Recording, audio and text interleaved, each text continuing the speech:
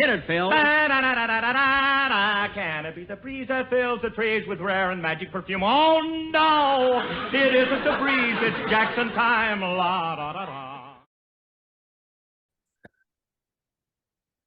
Well, hello again. This is Buck Benny speaking. I am joined by our regulars, Kathy Fuller-Seeley. Hi, Kathy.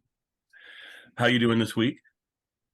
Oh, just great. Busy working on volume 3 of the Lost Broadcast. Very cool. Very cool. And I can't remember when are we looking at a possible-ish release window?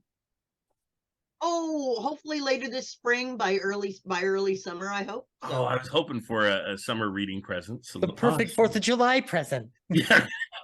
Excited. There you go.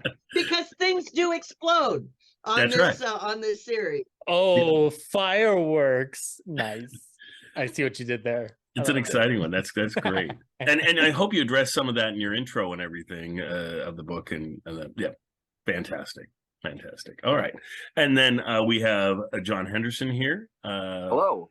From This Day in Jack Benny. That's right. And anything new going on with your This Day in Jack Benny, or anything you want to chat about? Well, yeah, actually, for a long time I had another podcast, which, it's been on and off on hiatus, and it's on right now, which is the Theater of Thrills. Oh. And so I play one of the spooky old time radio shows like Suspense or Inner Sanctum or one of those ones. And then I do a silly intro, kind of like the silly intros in Inner Sanctum. So nice. It's fun. Do you do voices and stuff in your intros? I do, yeah. Oh, sweet. I need to tune into that. Oh, that sounds fun. Okay. I love that. And you do so good with voices. It's very cool. Yeah. Yeah. And then we have our friend Zach Eastman. How you doing, Zach? Hello. How are you? Yeah, and you've got your yesteryear Ballyhoo review. Is that you got it right? I'm gonna send you a cookie virtually right now. Stand by. Virtual cookie. You want the donut cookie? They're doing a crumble right? now.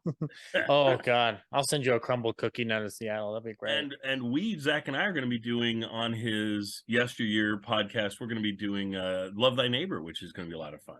Yes. Oh, yes. That's so cool. Rival podcasters talking about the ultimate feud. Not really rivals. No, everybody's a friend here. Yes. But prior to that, it's going to be the Stuart Kanan discussion that we conducted over the Benny convention. Will be coming out along with some select shows in the world of radio that really basically summarize the feud, as it were, and give context to Stuart and his wonderful contribution to comedy history, as well as his amazing life after that. Because it's always like the comedy thing was just like one tiny bit. The other stuff is just like concert master, World War II veteran, like incredible. Played for the world leaders. I mean, that's just Potsdam, dude. Potsdam. That story is just insane. So there's no photo of them with the leaders because the Soviets said like, nope. Pour that camera out. yeah. And then we have our newest person joining us, which is fantastic. We have Hope Sears. Hope, I am so delighted you're here.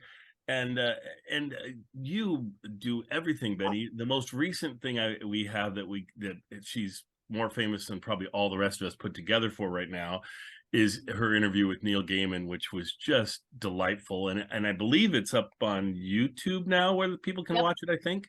So that's great. So you just type in Hope and Neil Gaiman, you're probably going to find it. So. Yeah, you can go to the International Jack Benny Fan Club YouTube site. It will be right there among the top rated videos thus far. It's gotten some of the most impressions we've had in the last couple of weeks there. So, and I don't know if I got a chance to tell Hope this, but my kids watched it and they loved it. They now have a new respect for me and what I do, because I was expecting Neil Gaiman would come on and go, I sort of based this one character on whoever, somebody from the show, on Dennis Day or on whatever he was going to say, and I thought that was going to be kind of it. I didn't know that he was going to be the ultimate Benny fan. I mean, it's crazy. He knew he knew intricacies about the show that you wouldn't think people would just your Yeah. normal. I mean, usually it's us podcasters that know Yeah. everything about the best seasons and the things that were going on behind the scenes and Right. everything. But he knew so much. And I didn't even get to ask him. So he met Harry Shearer one time, and they were they didn't talk about Benny, but he like talked on Twitter about like, we need to meet up and talk about Jack Benny, and I didn't get to ask if he did that. That I like immediately afterward, I was, you come up with like all these questions, and then after it's over, you're like, dang, I forgot that. Okay, I have the ultimate thing for next year's convention. Get Neil Gaiman to be interviewing Harry Shearer. Yeah. Oh yeah. That would Yeah. be insane. Oh Uh-huh. man, that would be great. Or they can interview each other back and forth or something. Mark Hamill leading a discussion with Neil Gaiman, Harry Shearer, and the ghost of Norman Krasna. You Yeah. know who's also I like see. I found strangely, and like there's not evidence of this anymore because he deleted his Twitter account, but one person that brought up Jack Benny a lot and like questioning like, do young people know who Jack Benny is, was Al Roker. He Yeah. like I mentioned saw, that yeah, him a lot. he apparently did that on like one of the broadcasts for Good Morning America. Is it Good Morning America that he's on, or the Yeah. Today Show? One of those two. He literally got into he like almost got super like offended by Yeah. these younger people not knowing. It was like, you don't Like, know who Jack is, and it's like I kind of wanted to be like, Listen. calm down, calm down. They're not gonna know. Show them a YouTube link. It'll be okay. Yeah, yeah. I mean, it's amazing how many people do know a guy that died in 1974. I mean, that's Yeah. pretty amazing. Mhm. Yeah. Yeah. And so it's neat that with all the podcasts, everything we all do, they keep the spirit alive. And that's what we're doing Listen, today. Hasn't there's been interviews with Eugene Levy recently about his new program where he talks about Benny as an influence. So Yeah. the more we can Yep. keep it going, Yeah. that's great. That makes me love that man even more than I already did. Have you Oh. seen so the Netflix there's David Letterman, he's interviewing Ryan Reynolds, and Ryan Reynolds is talking about going into a Jack Benny like loop, like rabbit hole, where he's just like, Jack Benny Yes. is the guy. Hmm. So then you just answered a question that I've had for the last 4 years, Hope. Why would you dare put a Jack Benny reference in a Marvel movie that will be now retconned into the MCU? Right. It's Mhm. Ryan Reynolds. That answered my question. Yeah. Mhm. Yeah. Oh, You know, I've heard Ryan's a big fan of Jack Benny and things. So makes you know, sense. this is a hot take, because the one person we thought could play Jack in a biopic, I don't want doing that job no more. Ryan Yeah. Reynolds put a little age in him. I could see him pulling off that timing. He's so known for doing the like offensive attack mode of comedy. Mhm. It'd be a great challenge to watch him pull back. And Yeah. I could think he could actually do it. He's a talented actor. Yeah. Yeah. Oh yeah. I think he would be good at it. Yeah. Mhm. That would work. Well, today's episode, it's fine that we're kind of going on a little long this morning with our discussion, because this episode is one of the what many of us in the group think is one of the ultimate train wreck episodes in the Jack Benny story. So this one it's got Bob Hope on it. You're like, okay, well, hey, this could be great with Bob Hope and Jack Benny together, but and for various reasons, there's issues with this episode, and we'll get into all those issues, and we'll talk about any of the good things that are in the episode as well. I have a question before we begin as it pertains to this episode. Yes, and please, I Zach. know You what may, Hope you may ask your question with your hand. I know what Hope's answer will probably be, because we've talked about her Benny origin. But for everybody else in here, did you guys first see this episode as a kid versus as an adult? Okay, so I'm the only one who first watched saw it as this a episode last week when Buck sent it to me. okay. I watched this one as a kid, so my impression of it then is not what it is now No, I by can by a definitely see long that, shot. Yeah, for a I kid, saw it it's when- wonderful let me put it eye this way. candy. I saw it when I was first getting into Jack Benny, Mhm. again, heavily as an adult. So that's probably 20 some years ago. And Mhm. when I watched it that time, because I think I just watched it with a more, I don't know, with not an analytical eye. I just watched it for enjoyment. And seeing Jack Benny, two people that I really like their comedy and things, Jack Benny and Bob Hope together.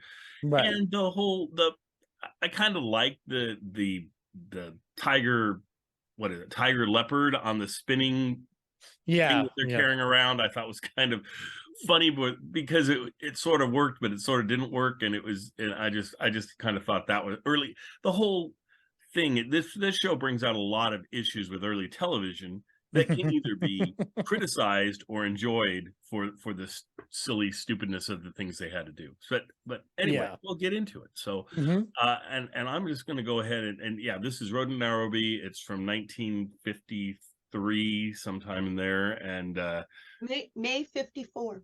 Yeah, May 54. 54. Yeah. Okay, look at that. We're moving through time a lot faster than I thought we were. But that's all good.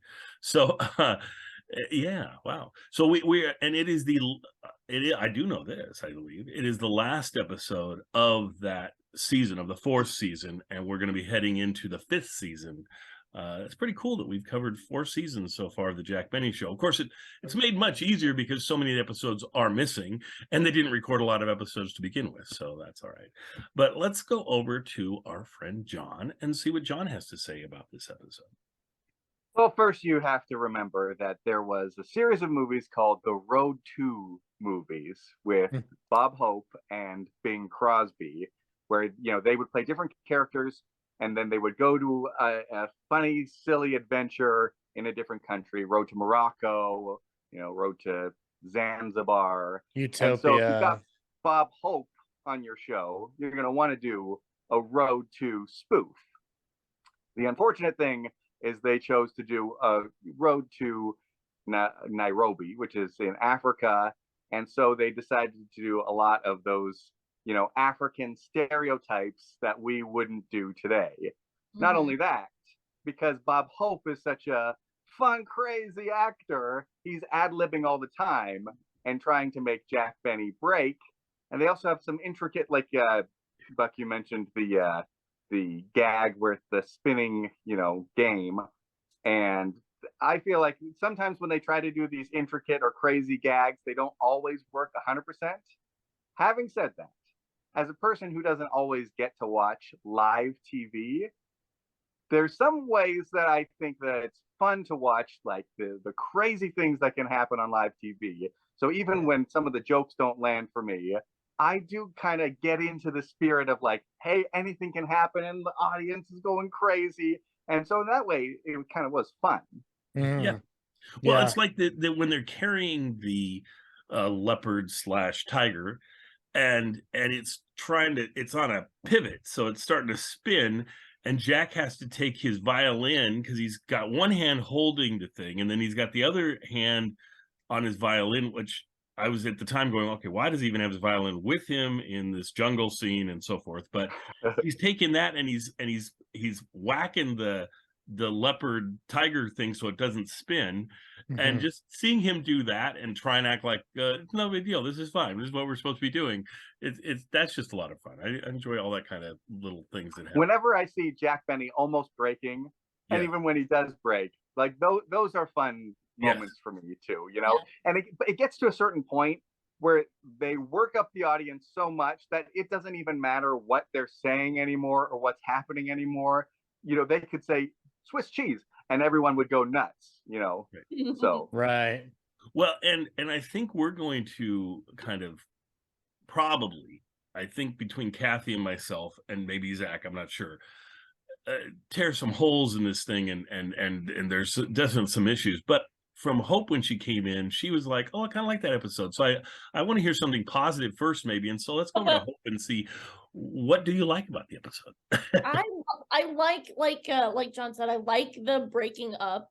I like that Bob Hope's kind of making fun of the script itself too. He's like, that's the line they gave me, yeah. And he's like, yeah, he's trying to be like, yeah, I know this is terrible. So I like that it's kind of going sideways. I like the strange references too, because it makes you think, and it I don't think it made people think back then, but it made me have to think, okay, what is this referring to? Or I also really strangely have an affinity for Judge Crater references. There was a Judge Crater reference in here, and I'm like, that was interesting. So for anybody that doesn't know, Judge Crater was a judge that was kind of shady, and he kind of went missing in the middle of like all of his shady dealings. He was missing for a couple weeks without people really noticing, because his wife thought he was on business and people thought he was on vacation with his wife. So he kind of went missing for a while, and then nobody could find him. He was declared dead like 10 years later. And so there's just like anytime anybody like kind of went missing or whatever, it was called like pulling a crater, which is kind of morbid, but it's like it was kind of funny for that time, because it's just like he was just involved in this scandal, and it was a whole hubbubaloo. Right. Right. So it's a little bit like the Jimmy Hoffa thing too, where people would joke about that. Oh, where's Jimmy Hoffa? Can somebody make a 3.5-hour film about Judge Crater now? Yeah. I also really like I mean, to show how crazy it kind of was off the rails, there's I don't know if we give away like endings here, but like Martin and Lewis, man. Like just coming in at the end, just and what's interesting is like I don't know if we're gonna talk about this, but like Jack Benny did appear on like the Colgate Hour, and he's not billed as Jack Benny. Right. That same year, he's billed as, and he comes in at the very end, sort of like they do, except he's Jack, so less running around crazy. But he just comes in as Phil Abrams, and he's just kind of sitting there like, yeah. Wow. No, and I wondered, I'm trying to present all the Jack Benny appearances chronologically, and we've talked as a group of like, what do you do with that? I mean, it's a 60-minute show, and he's on it for a minute and a half, maybe tops. And so we were thinking maybe we just cut that section out and present that tied in with something else. But yeah, and then I recently I was thinking, I feel like we're missing something here. He's appeared on other things. And then I went, oh, what about Burns and Allen? I know he appeared on Burns and Allen early. So I started checking that out, and he was on Burns and Allen a lot. He was almost a regular, because he was like, I don't know, in 5 or 6 of the early episodes. But most of them were like a scene or less than a scene. It'd be like that, where he's on for a minute or something. He comes in, one of them, they're having a party, and he comes into the party, and he's like, wait, that party, that was supposed to be at my house, and everyone's supposed to come over here, and now they're all over at your house, George, and what's going on? And because Gracie had got confused about the party and thought they were hosting the party instead of Jack. And so that it was a great little thing, but it was just where he comes on at the very end of the episode, and there was a lot of those. I love that. I love a true cameo where like this one, where they're just on for like a second. We're like, was that the celebrity? Was that Dean Martin and Jerry Lewis? Yeah. Well, Bob Hope did the same thing a few weeks ago when we presented the episode with was it Goldie Fields and Clyde? Was that the one? Yes. Yeah, where he ends up shot He up was up in the tree. Yeah. And he's like, I've been here for 2 weeks or something. And it was a great little joke, and it was a great little playoff, and that was kind of nice. It's a fascinating look back of what it must have been like to watch TV in 1954, and you'd see all these CBS performers popping in and out of each other's shows. Right. In part, they were doing that the give and take, so that they didn't have to pay each other. So we'll see a lot. Daryl, if you're trying to put every television appearance in order, you'll often see those kind of give and takes on the shows. Yes. Because the income tax was at 95% for these performers. So they literally it was not worthwhile trying to get paid for each appearance, and so they would tit for tat. Right. And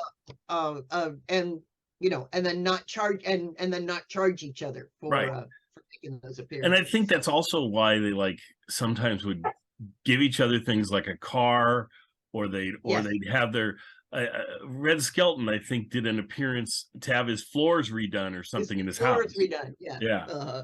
So all of that was to try and avoid having to pay all the money in taxes, because they did. I mean, if you're on the 95% bracket, I mean, you get $1,000 and you're getting $50 or something. It's like crazy, and you know how little you get. But anyway, let's go over to, well, Kathy, what did you think about the show since we're chatting with you anyway? So yeah. Well, I very much agree with the train wreck, and like John, this week preparing for the show was the first time I'd ever seen this episode. Yeah. But thinking about it a little bit more, it's what a crazy night at a vaudeville performance would be like. Especially, we haven't talked about the opening scene, which is the where were Jack's pants, and the thing of Bob Hope having Jack's pants and searching in the pockets. That's definitely something that could have been done in 1927. And to say what shocked me the most, so after the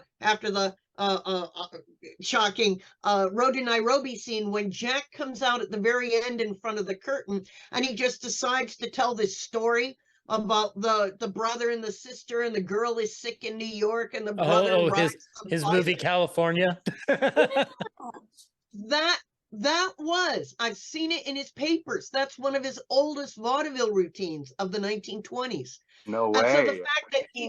And so the fact that he's almost 25 to 30 years later, just coming out and telling that story, that to me really sealed the deal, as well as the wonderful shot that they managed to get from overhead of Martin and Lewis running through the audience to get up to the stage. As I said, sort of really, made me think, oh, this could have been 30 years before. So I have no idea how they coordinated that. That camera, that's you've got to be. One you've got up here. So. Yeah, you would have had that one, but just cutting to the feed, and they got it right on time too. Like it's just like I'm thinking early television. Not everybody's set up for all the cameras, let alone one that's all the way back there. Like that's just got to be a nuts in terms of just making sure, like, all right, if you don't get this right, we're screwed. This gag won't work if you don't get that camera up there.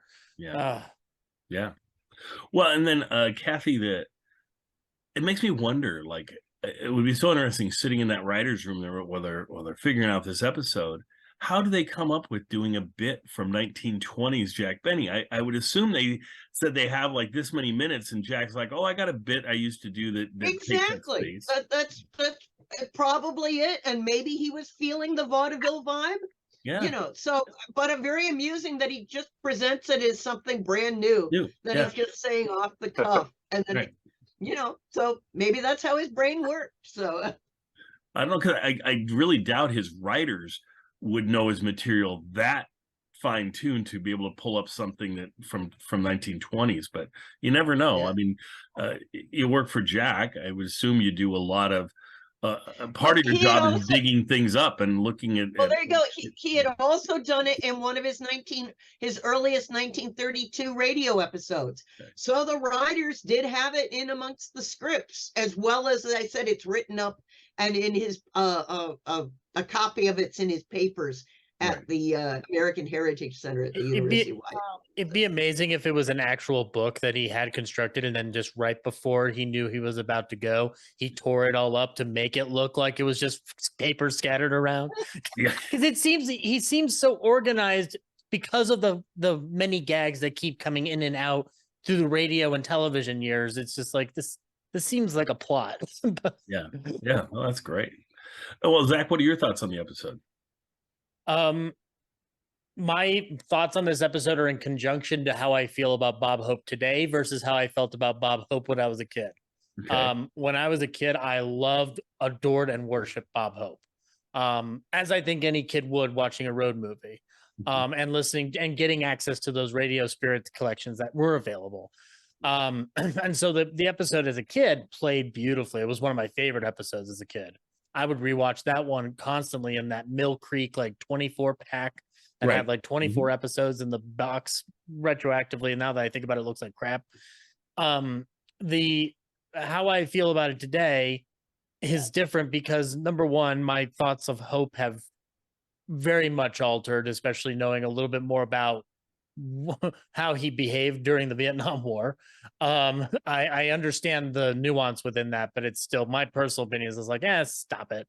But putting that aside, when I saw this as a kid, I didn't see the Sportsman commercial. That was taken out.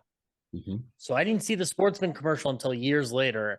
And it's one thing, obviously, to have the most offensive thing you could have at that point, which is Native African Americans being tribal and acting as cannibals. It's another to have this. Yeah, it's another thing to have the Sportsman coming out and doing that number and being in what they're in. And I find it very uncomfortable to watch today. As far as the Bob and Jack stuff, I love the chaos. I still adore the chaos of it. But I also don't appreciate Bob disrespecting Jack's script that way. And I think a lot of that has to do with learning finally the story behind how Groucho Marx got on the radio program in the mid 40s, which was he finally told Jack that I will respect your writers and their script. I will not tear it to shreds like I told them last time. And so like seeing Bob just tear these things apart, I'm almost just like, like these are tightly honed things by some superb comedy writers. Like if you don't want to do it, don't do it. But that's more of me looking at it from like a creative perspective. And if I were making a film like that or a television show like that, and I had a creative talent in there who was going to tear it to shreds, unless that was the point, no, I find it disrespectful. That being said, Hope is very funny with what he's doing. I think my favorite part of the episode at this point, apart from when they're doing, I do like the joke about the butter where he goes, "Where's the butter?" In the compartment that keeps it easy to spread. I think that's still a cute joke, but I think that the pants gag at the beginning, the cold open, quote unquote, with the dressing room is the best part of the episode for me, hands down. In terms of a Jack Benny thing, that's what I feel. It's still a fun watch. I do think people should watch it and enjoy it. Like the chaos and the vaudeville. I didn't think about the vaudeville thing, Kathy, but you're right. It feels like about as chaotic as going to maybe not the palace, but some kind of house. But sure, it was the exact way that the Marx Brothers did their routines on vaudeville.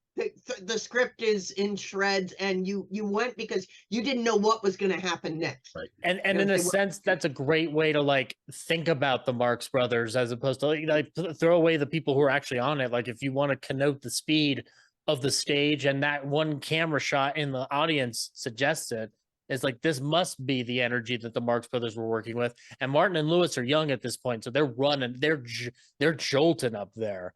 I do not know this because I'm not as television versed as I am radio versed. Jerry Lewis never worked with Jack again, did he? Yes, like, he did. On his program.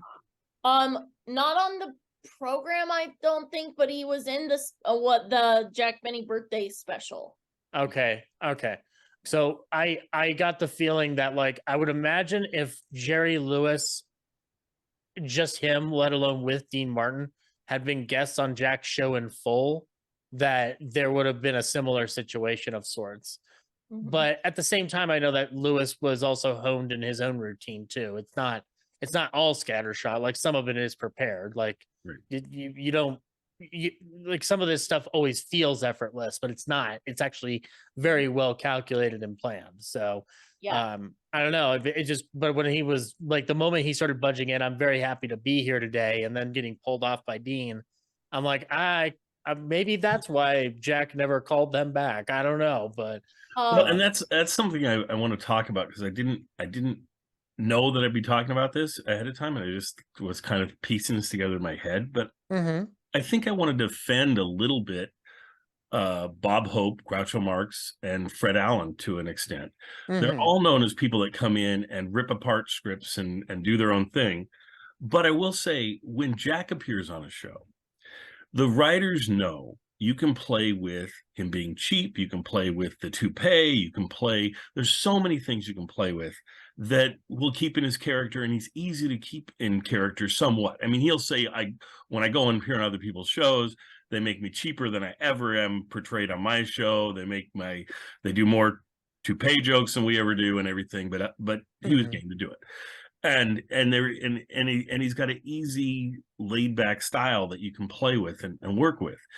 With Bob Hope, Fred Allen, and Groucho Marx, they all have such unique styles of presentation. I would think as an outside writer trying to write for them on your show would be really, really difficult to capture the spirit of who they are. The rat-a-tat-tat style of Bob Hope, he went through so many writers on his own to just try and keep up that pace. That's very fair. How do you do that? And so I could see them look at a script and go, well, this is great. They try to write for me, but this is not really me. So, and I think the audience in the show, and I'm sure when any of these guys, they're legendary performers, are talking to the show folks, they're like, oh yeah, if you want to add some stuff on your own, go ahead. I don't think anybody meant for them to rip the scripts apart as much as they do sometimes, but I do think I can kind of get it. I can kind of get why they felt the need to do that sometimes. But anyway, right. Sure. And if anybody's going to do it, it's going to be Hope. Bob Hope. Hope, you can chime in here too. So, yes. You know, Hope, what do you think? You're gonna get when it's, I mean, Bob Hope would often like joke about, you know, his writers. I think a lot of people would say, like, I've heard a lot of people say that they were even aware that writers existed for shows because Bob Hope would reference his writers so much. So I think it's known that Bob Hope had like a ton of writers versus a lot of shows just had, you know, a whole lot less than Bob. So I think that kind of bringing his writers up is not like, or the writers up is not like, that's the line they gave me or whatever, is not necessarily something out of the ordinary that you would expect. And I think everybody is realizing, everybody just wants to make Jack laugh, and then it's a good old time. Yeah. Well, and I think that's part of it. Part of the thing is Jack is having fun. And if, you know, Bob Hope had started to ad lib or written things secretly and then brought them in, and Jack was like not responding well, maybe he would have, you know, tamed it down a little bit.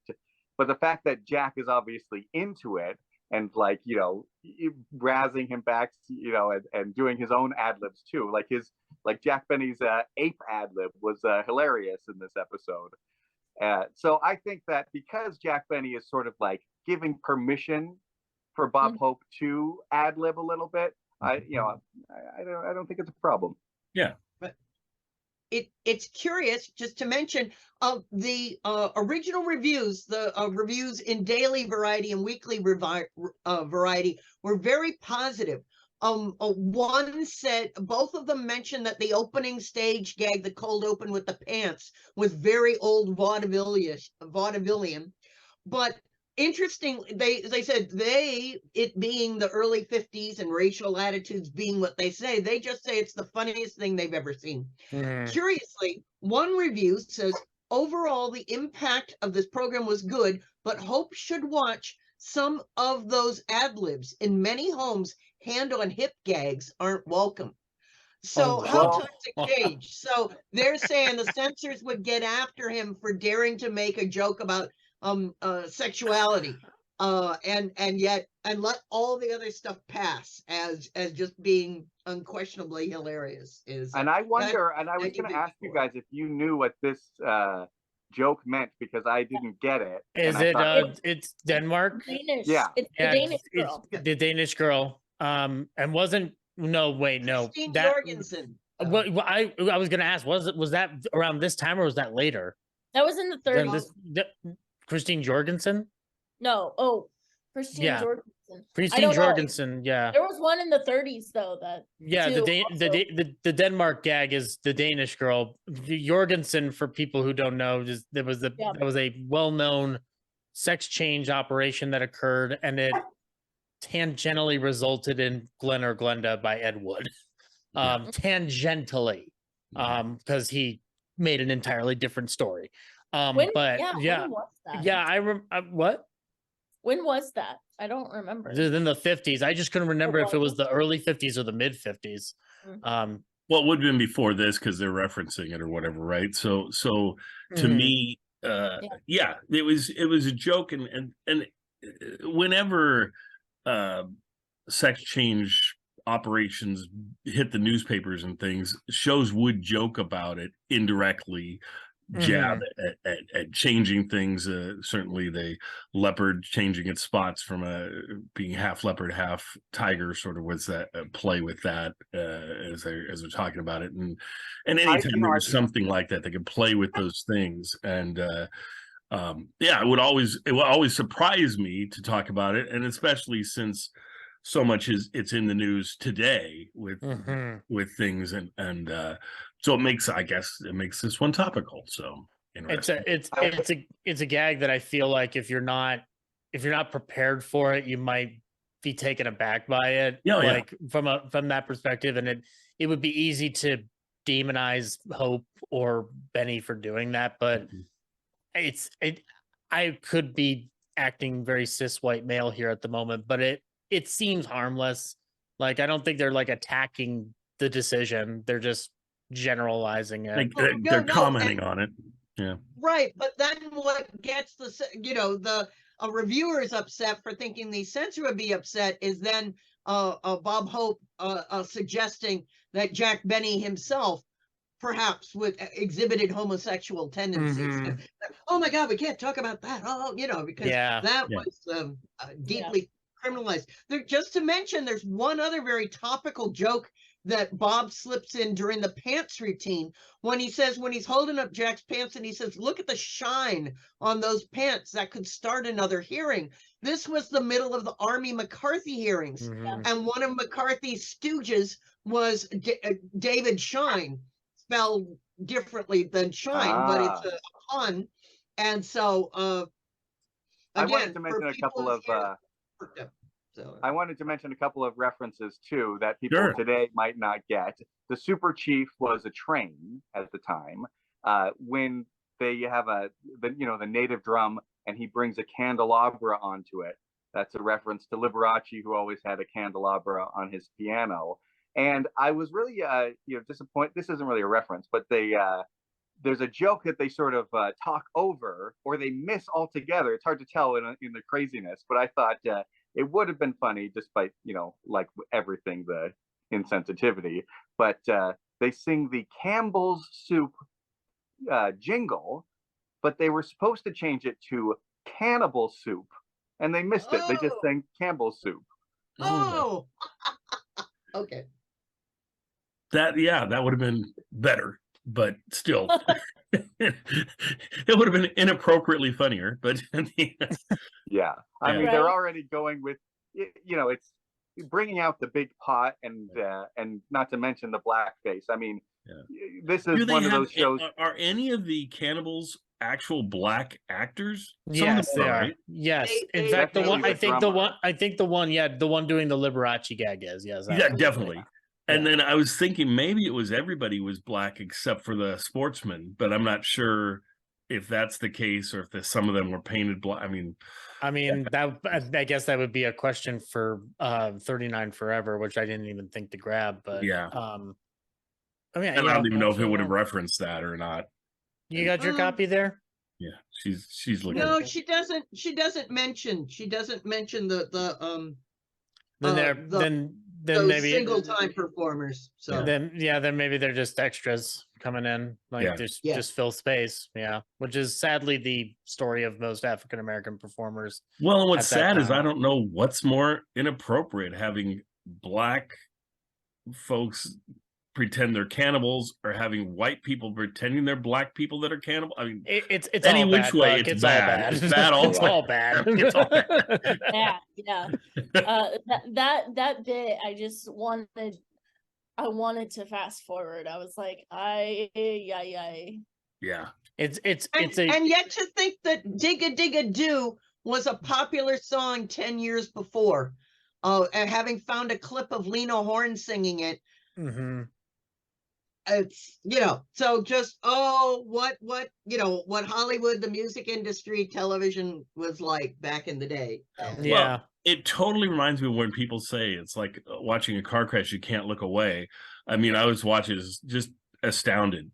I've forgotten how insensitive it was. It was like you're taking a current bit, like a comedian might write or something, for you know, The Office or something, where they're going, okay, we're going to go way off and show this completely inappropriate thing. It's like it was purposely done as inappropriate as you possibly could. But the funny part is, of course, that it wasn't on purpose. It was simply they thought it was funny and they thought this was good, and they thought it's like there's precedent for this in the Road franchise. Road to Zanzibar being the biggest offender of this. But if you go back to Road to Singapore, there's a very vital scene where they all get in brown face makeup to go to a feast, because it's natives are only allowed at the feast is the gag. I mean, Road to Morocco's got its issues too. And the road movies are wonderful pieces, and this sketch correlates with it to an extent. But those road movies, like anything, have to be taken within the context of their time, because, I mean, Buck Benny Rides Again is far more progressive by comparison to Road to Singapore and Road to Zanzibar, hands down. But I mean, they're still enjoyable, but like it's par for the course. Like the writers are just going off of what they've seen in a film prior. And that's exactly right, Zach. We always have to take these in the context they were done at the time they were done, with the spirit they were done in. They weren't trying to offend anyone, and sometimes they did. I mean, sometimes as we go through these episodes, there'll be a bit that's very progressive, and you're like, wow, they really are. They're showing Black performers having a conversation on television in 1954 or whatever it is. Or there's some things that are very the other way, certainly with Asian stereotypes and lots of things that happen in different episodes of the Jack Benny Show. I'm really, honestly, I'm kind of surprised they didn't stumble into doing more offensive things more often. It doesn't happen a whole lot, but it does happen from time to time. I think it's a great microcosm to understand not just the obvious offensive material, but also what we have culturally allowed ourselves to think is okay for so long until something awakens inside of us more or less to understand that it's not okay. Like the amount of offensive Asian jokes in television and film for years, like up until like maybe the last 20 years, is still terrible. But like I will say though, I believe on leaving on positive notes. That gag that Kathy, you blew my mind. I didn't know that was one of his vaudeville gags, but I remember being a kid and hearing that he was going to make a new picture, and I'm like, he didn't make one after Horn Blows at Midnight. What's the secret film I don't know about? But I love that gag because he just, the way he punctures the tire and releases the air of California. It's such a, Jack always gets, like the consensus about Jack is that like he always gave the laughs to everybody else. I'm like, nope, he's a great monologist, and that's a great freaking story. I love when Jack gets the laugh. Yeah. And it has nothing to do with his cheapness or his vanity or anything like that. It's just him telling a very funny story. He's good at it. Yep, he is. He's very good at it. Yes. And I think in his television show, he more often would get the laugh himself than he did on his radio show. His radio show, they didn't do a monologue sort of piece or anything. It was always a piece with him talking to Dawn or with him talking to Mary up front or whatever. And so the humor would be spread around. But with these shows, the television show focusing always on like a little monologue at the beginning, of course he's going to be the one who get the laugh in most of that. And then throughout the show too, because he had fewer of the regular cast members with him, he would end up getting the laugh a lot of the time. You're right. These are really drawn from or paralleled by what he used to do in his summer appearances when he'd make these live stage show appearances, not on the radio. That's the model that they ended up using for television more, sort of filtered through his earlier vaudeville experience. But how interesting that because we rarely think about all those live stage show performances he did during the 30s and 40s and into the 50s, because he's mentioning in this show that his summer tour starts in Dallas in June, and that's the one he's joined by his violin partner, the cute girl, Giselle McKenzie. Giselle McKenzie. Yeah, Giselle McKenzie joins him that summer. So he's marvelously, we talk radio and television, but he's got this other stream of entertainment that really does impact the other two, and it's totally live, and we have much less record of it, but Correct. it's a strong connection to both those other things. And right, and I think frankly, he would list evenly all those things, including vaudeville, as all these things were big pieces of his life, whereas we as an audience look back and those become minimized because we just don't, like you say, have a record of them so much, other than the fact we know he did them. But we have this living document of these television shows and of the radio shows that we can go back and explore. That's the other thing I was just going to throw out there was this week I was just struck by folks talking about his movies, folks talking about his television show, and what a lot of us tend to like, and I'm as guilty as anybody else. Anytime the closer he gets to his Jack Benny persona and or cast appearing, and the more a movie gets to being like the radio show, a lot of us appreciate those movies the most. And the more the television show gets to be like the radio show, a lot of us really like those, like the shopping episode or the train episode and things like that.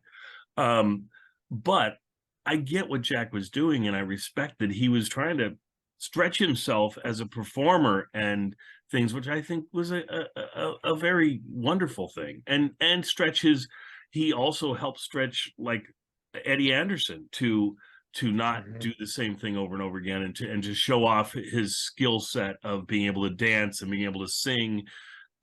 It's delightful when he has Eddie sing on the show and so forth. I just kudos to Jack for not giving up on that and going, well, this is working when I'm doing a radio, so I'm going to do this everywhere. Instead, it was like, no, I'm going to be a little different for different venues and different media. And would it be stretching it to suggest that when you start working with somebody like Harry Conn and then moving forward with Marlon Boulogne, you kind of learn a lesson about like you can't just repeat, you have to keep trying new things. Maybe. I don't know. I think it's because he's on television now and it's a visual medium.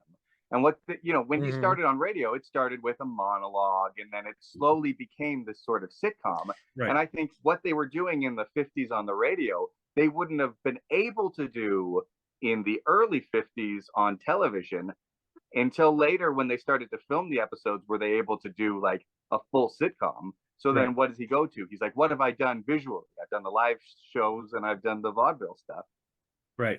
Well, and somebody posted this week over on the International Jack Benny Fan Club not YouTube page, the Facebook page. And it's a lovely place to go, by the way. If you haven't gone there, there's like 7,000 of us on that thing. They were posting about Jack and about these things he would do and talking about it. And it was just striking me that what they were, the points that folks were making about Jack and about wanting to be a sameness to it. Because when you get Bob Hope, when he performs, whether he's performing for the troops, whether he's performing on the radio, whether he's performing in television, whether it's on film, it's pretty the same. He has a certain style that he goes with. Jack is different. Jack is different in different venues, and as John was saying, you couldn't do it the way his radio show was done at the beginning of television. But in 56, what they were posting about was he started to do some regular feeling sitcom episodes where it would follow him on an adventure. He'd be in the car and they drive somewhere and they do something, and it would be more like an I Love Lucy episode than it would be a Jack Benny episode.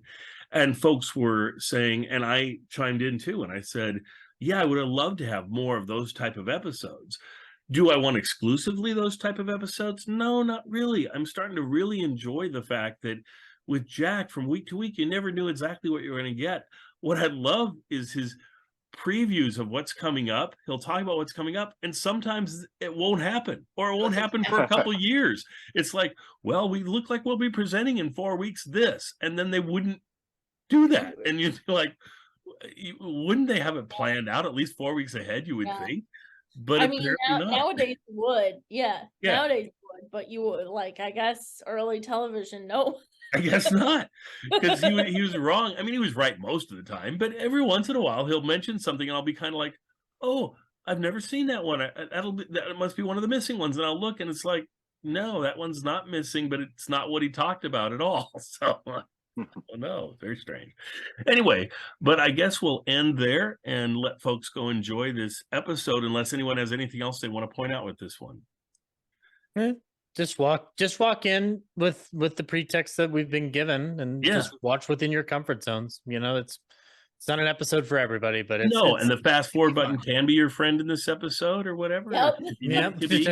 Yeah, but that would be like 15 minutes of the 22 minutes. So I guess it really is like just avoid the Lucky Strike commercial in this one. My gosh. Yeah, even if you avoid that, I think you'll be more or less okay. I mean, it's, go in with caution, but have fun. Well, and people share car crashes and everything all the time anyway on all these other channels. Enjoy this train wreck of an episode. Just go with it for what it is. And we'll see you guys next time. Thanks, everybody.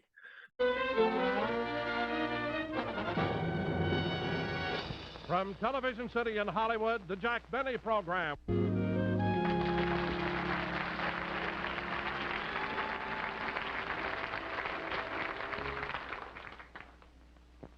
Oh, my papa, to me was so wonderful.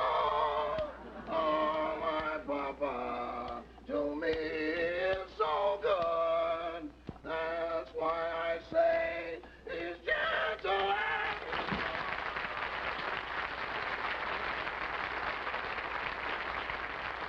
Rochester, we had a very, very good rehearsal. Now I want to get made up for the show, huh? Fine. Okay. Hey, wait a minute. What kind of makeup is this? Well, you said you wanted something to make you look nice and tan. I know, but peanut butter? I want to look tan, not lumpy. Anyway, I think you better shave me first, huh? Oh, okay, make yourself comfortable. Right. You got everything? I think so. Shaving cream, brush, razor, smelling salts. What do I want with smelling salts? That's for me. I can't stand the sight of blood. Well, be careful. Yes, sir. Now, go ahead. You know, Rochester, I think I'm going to have a very good show today. You know, I come out alone first, and I do a monologue for a few minutes. Then I introduce my guest star, Bob Hope. He does a few minutes. And then Don Wilson is going to come out and introduce the sketch, you see. And then after we introduce... Go ahead, start shaving me, will you? Yes. And then after Don introduces the sketch, then Bob and I come out in... One nose. 2 ears. 1 chin. What are you writing that down for? After I finish shaving you, I'll check again and hope we come out even. Well, okay. Well, go ahead. Yes, sir. Oh, my papa, to me was so wonderful. Oh, my... Uh-oh. What's the matter? I think I cut you. What do you mean you think? Can't you tell? It would help if you'd bleed a little. Well, I'm not going to force myself just for you. Go ahead and stop singing. I want to concentrate on the show, on my monologue. Yes. Yeah, I don't want to forget to tell the audience about my personal appearance tour that I open in Dallas, Texas on June 14th. Then I go up to Portland and Vancouver and Seattle. Hey, Jack. Yeah. Hey, Jack, don't you think you better hurry? You'll be out in a few minutes. Oh, I'll be ready. Bob Hope still complaining about the script? No, he's still mad because he hasn't got enough to do. Claims I didn't give him enough, and he comes on so late in the show and everything. After all, Jack, Why, it's your show. Why shouldn't you come out there first? Well, certainly. 1 minute to airtime. Everybody on stage, please. All actors in the first scene, please take their places. Jack, that voice. Isn't that Mary? Yes, her summer job at the May Company doesn't start till Monday. Rochester, hand me my shirt, will you, please? Yes. Okay. Give me my tie, too. Yes.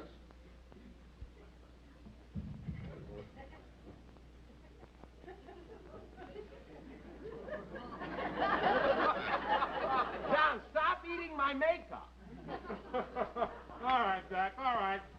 See you on stage. Okay. Rochester, get me my pants, too, will you, Yes. please? Well, hurry up. Give me my pants. We haven't got too much time now. They're not here. What do you mean they're not here? I put them right over there on that chair. Well, they're not here now. Well, where did you take them? I didn't take them anyplace. Well, I put them right here on the chair when I came in. Well, they're not here. Here's my music. I've got to go on the stage. For heaven's sake, where are they? I know the pants. Well, keep looking. Looky, I can't go on without that.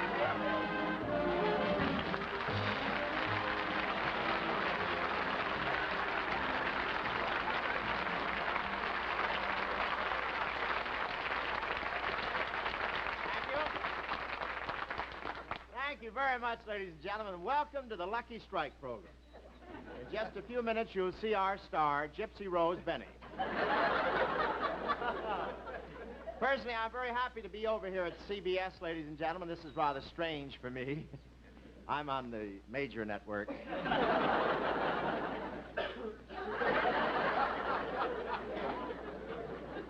I really feel like a stranger. I feel like Zsa Zsa at a PTA meeting over here. I don't know. But I am awfully thrilled to be here at CBS. That's Crosby and Benny's Strongbox. And I want to tell you, it's a beautiful place, isn't it? And Television City is right next to Farmer's Market. And it's very convenient. You can lay them here and sell them there. And it really works out.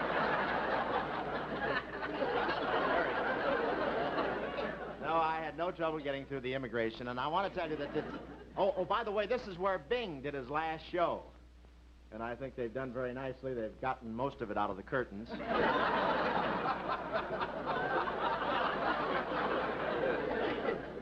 He's undecided about his next show. He doesn't know whether to go on again or buy the whole thing. I don't know whether... he's up in Nevada right now, looking over Boulder Dam. His piggy bank is filled. He's loaded, you know. He uses Howard Hughes for a bellboy. But I want to tell you, I really hated to do this to Jack, but it's the only way I could get on. And isn't that wonderful material? Unfinished payments. Brooks Brothers.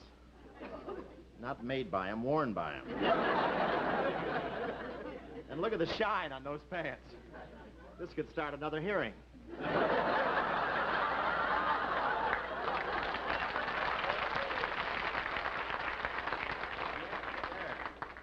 Interesting when you get... Oh, it couldn't be. Really? Mary gave him mad money.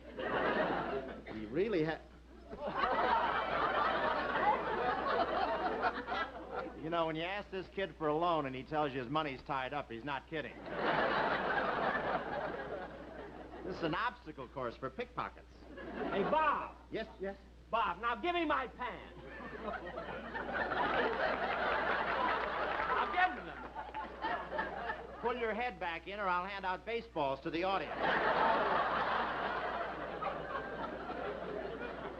Oh, you. What do you say we get in the back pocket and look at the wallet, huh? All in favor say aye. Aye. Thank you, Shills. This is what I've been waiting for, the driver's license. Oh, I've been waiting years for this. Jack Benny, height 5'10", weight 157, eyes blue, hair on cold days.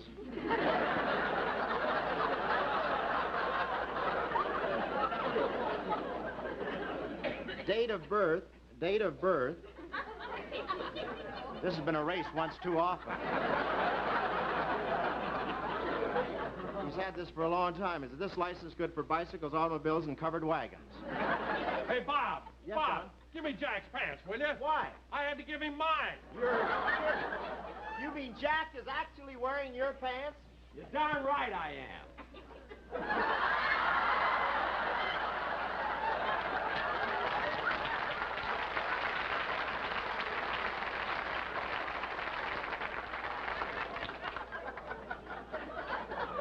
How are you, Bozo? Bobble, this is the last time you'll ever be on the Lucky Strike program. I think that goes for both of us. Oh, yeah? Are these pants or a casual Quonset hut? What is it? Look, Bob, you're spoiling the whole... Who's in there with you, Jim Clinton? Say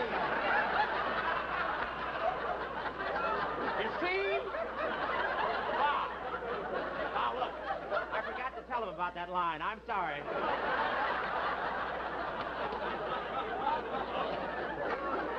Bob, you're spoiling the whole show. So? Now, I got to bring Don Wilson out here to introduce the sketch, and you're not even dressed yet. All right, all right. Now, go ahead and get dressed. I'll go, but don't get so mad.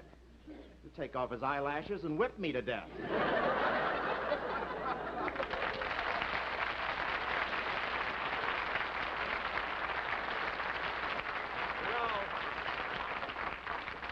You know, really, ladies and gentlemen, you know, you can't get mad at Bob Hope.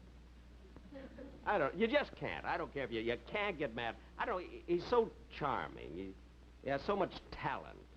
He's so rich. And I think he had a lot of nerve going through the pockets of my pants, though. Wonder what's in Don Wilson's.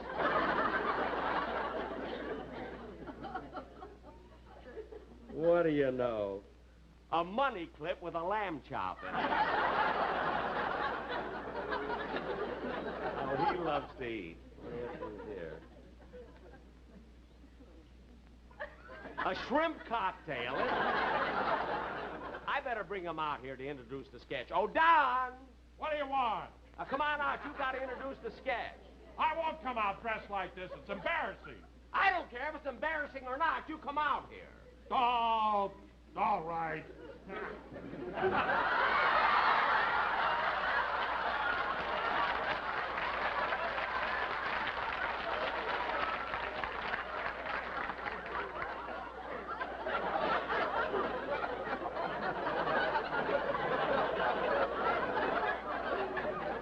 Hey, my pants are a little too tight for you, aren't they? Darn right. Now, Don, if you drop anything, just let it lay there, will you? Now, go ahead and introduce the sketch. All right, all right. Don, we're only acting. Ladies and gentlemen, for our feature attraction tonight, we bring you Bob Hope and Jack Benny in On the Road to Nairobi. The opening scene is a jungle, inhabited by a wild tribe of fierce cannibals and headhunters, deep in the heart of Africa.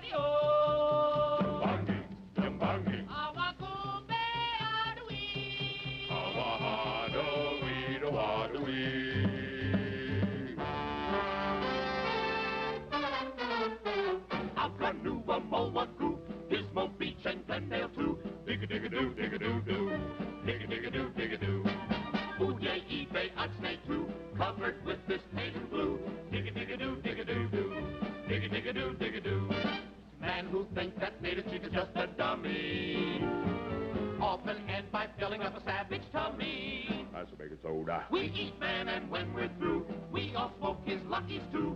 Dig-a-dig-a-doo, dig-a-doo-doo, dig-a-dig-a-doo, dig-a-doo.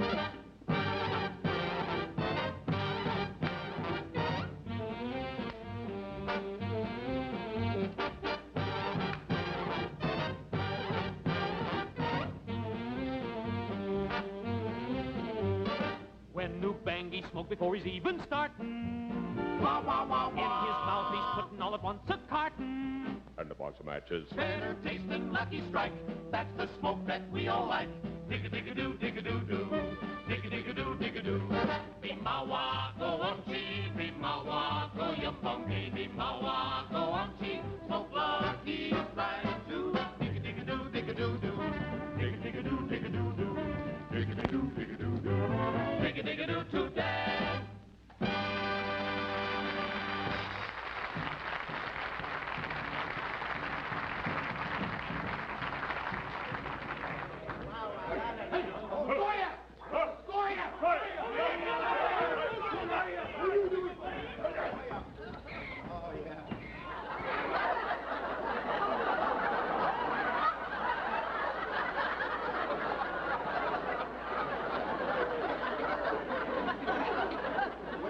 Marsh Brothers.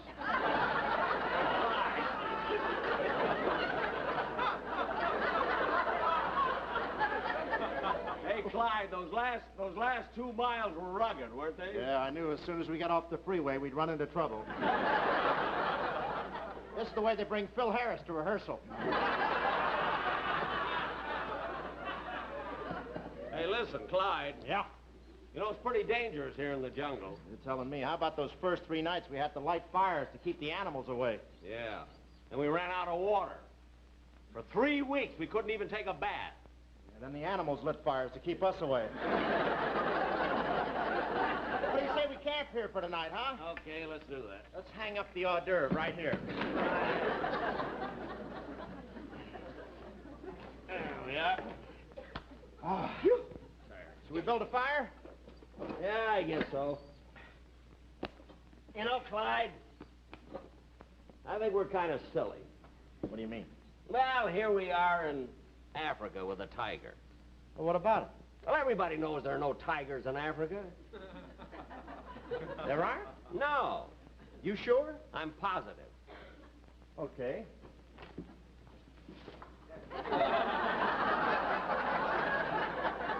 Hey.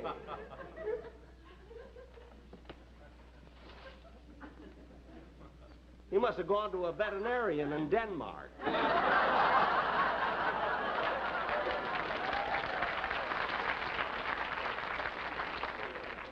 I wondered why he had his hand on his hip when I shot him.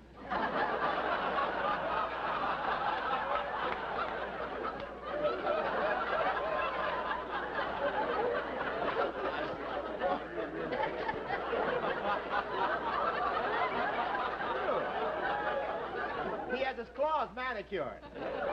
Don't point. I know the line. Don't point. Say, I don't know why I came on this expedition with you. I'm going home. Well, you can go home if you wanna. But I'm going to stay right here in the jungle until I find the secret formula for shrinking heads. Aren't you going to a lot of trouble just because you bought a hat that's too small for you? That's what I like about you, Clyde. You'll have your little joke no matter how little it is. Now, let's get something to eat, will you? I'm hungry. Okay. You don't have to worry about food, boy. We got plenty right here. All right, don't stall around. Get it ready. Okay.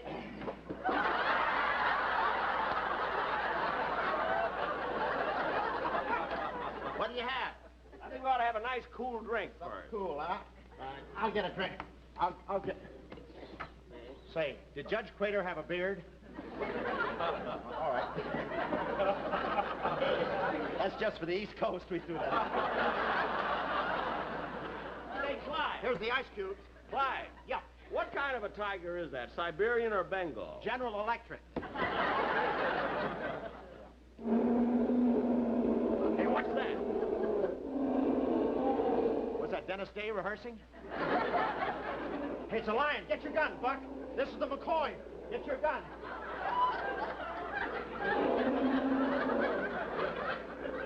That's my fault. I shouldn't have had that rolled up in my blanket. What'd you do with your rifle? I threw it away. I didn't like the joke. Come on, let's get something to eat. Can we do so we can get out of here? Okay. For heaven's sakes. We'll fix it up. Don't worry. Now, what would you like to start with? Would you like... I don't know anything. Whoop, whoop, whoop.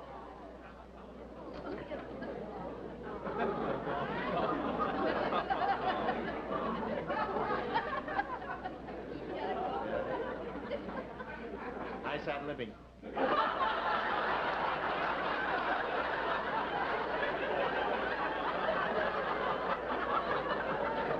I want to tell you, since Ike started, they're all doing it. You think Well, look, how about getting something to eat so we can get out of here? All right, get the butter, will you? Okay. Where's the butter? In the compartment that keeps it easy to spread.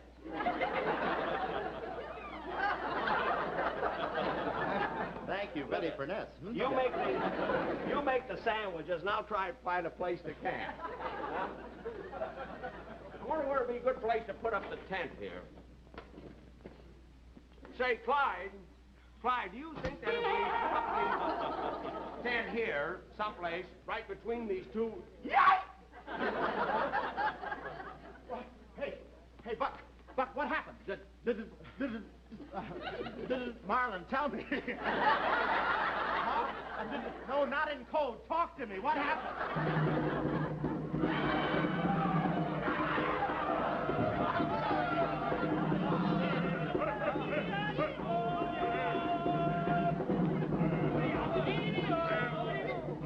Sadler Wells Ballet down here. Or is it the Chamber of Commerce? What happened? These are cannibals. They're fierce. They're going to eat us, Buck. Hey, look, here, food. Bite! Ow! Sonny Cap.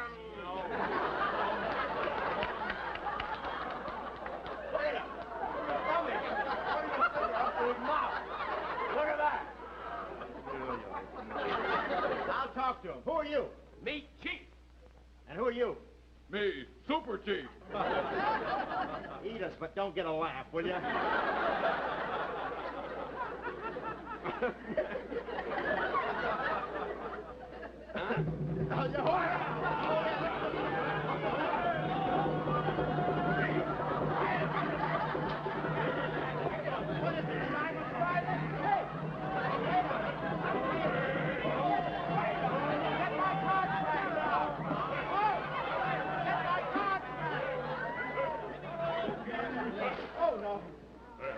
Oh, fine. We had to bring our own vegetables. You better get some tenderizer, or I still have my shoes on. Oh, gee, remember that.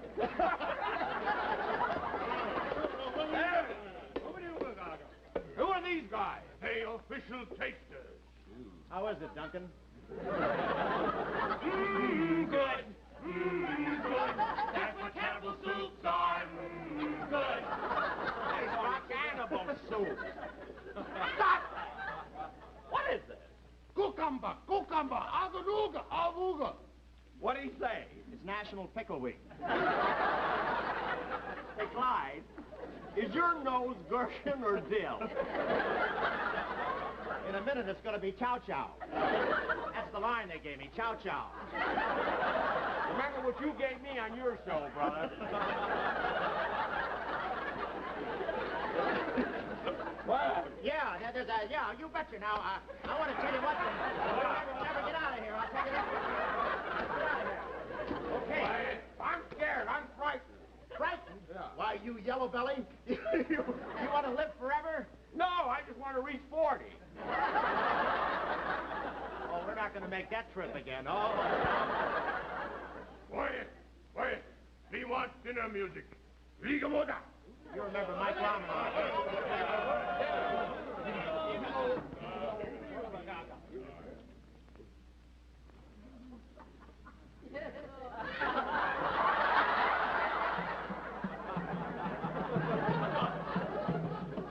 What's he doing? Is he playing a samba or a rumba? What's the difference? We ain't got any room to dance. That's fine. Ligamoda. Start fire. Start fire. They're going to start a fire. No, They're going to burn it. You're kidding. They're going to burn it. Oh, wait a minute. Look. Just a minute, man. Stop it. Wait a minute, fellas.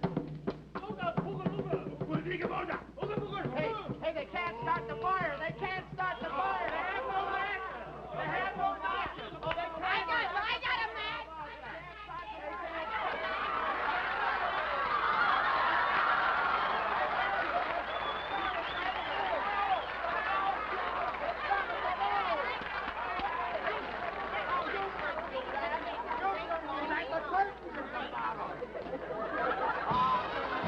Jack will be back in just a minute, but first a word to cigarette smokers.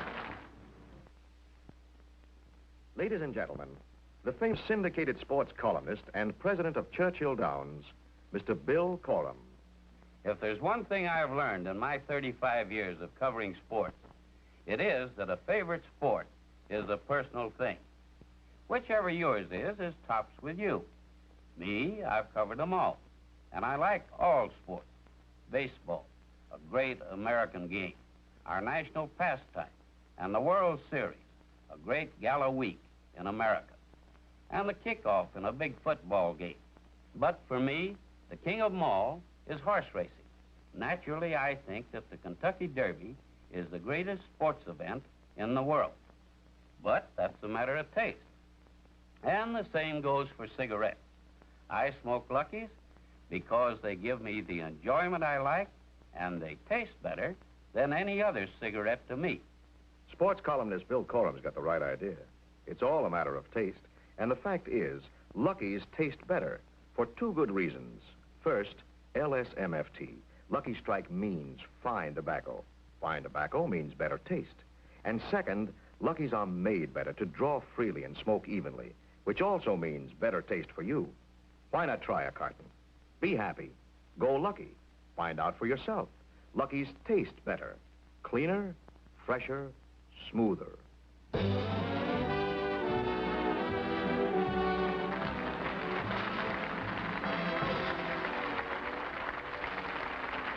you very, very much, ladies and gentlemen.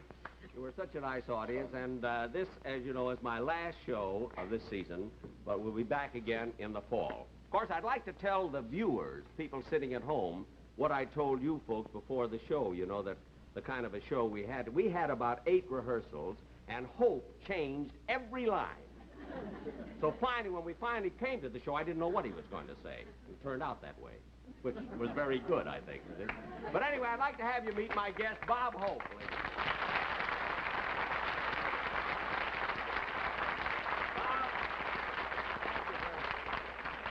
Thank you, Jack, and I'll take the blame.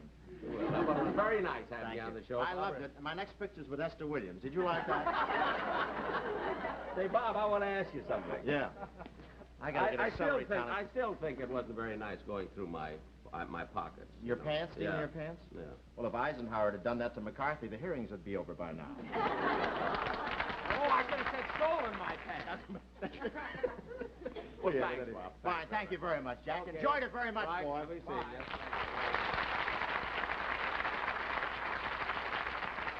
You know, Martin and Lewis made such a brief appearance, we ought to get them back for a bow. Dean Martin and Jerry Lewis. Thank you, Dean. Thank you very, very much, Jerry. Thank you, Jack. I'm very happy to be able to be here today.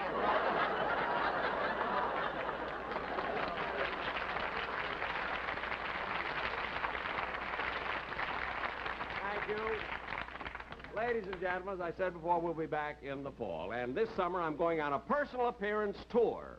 And I open June 14 in Dallas, Texas. And then I go to Portland, Oregon for a week, and then Vancouver, and then into Seattle for 2 weeks. And then I'm coming back, and I'm going to make a picture. And this picture it's the first time I've made a picture since the horn blows at midnight. And this picture that I'm going to make is one that I wrote myself. And it's all about, it's a picture called California. And this is not a historical picture. You see, this is a picture all about the wonderful climate that we have. No, really, this is a picture, and it's about a boy and his sister who had been living in California, you see, for many, many years. And the sister decides to take a trip to New York City, which she does. And when she arrives in New York, she becomes very, very ill. So she wires her brother in Los Angeles to come on to visit her, you see. So her brother jumps on a bicycle in Los Angeles and rides all the way to New York to visit his sister, you see. And by that time, she's so ill, she's on her deathbed. So the brother, realizing her condition, punctures the tire of his bicycle, and the wonderful California air immediately cures his sickness.